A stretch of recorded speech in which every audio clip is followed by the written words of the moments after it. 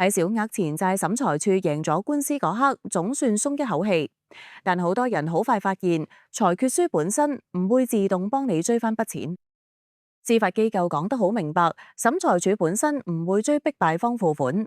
勝訴之後，主動追討嘅責任仍然落喺你自己身上。對方可能手緊，可能駁你嫌犯放棄，亦可能根本唔知道裁決之後仲有執行機制。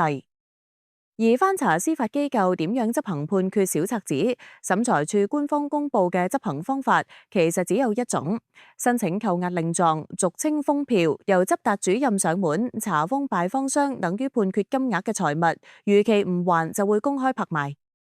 申請分兩步，第一步去登記處攞申請表同封票表格，填好對方資料同追討金額，繳付提交費55蚊，攞返法庭簽署嘅封票。第二步，繳付按金之後，將封票交去執達主任辦事處執行。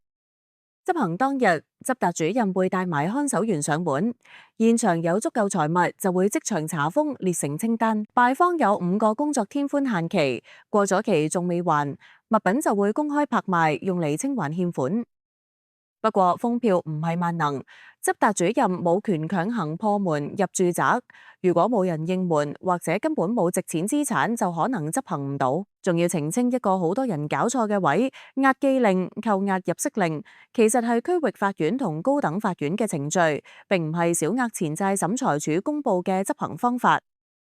贏咗官司只係第一步，點樣真正攞返筆錢先至係關鍵。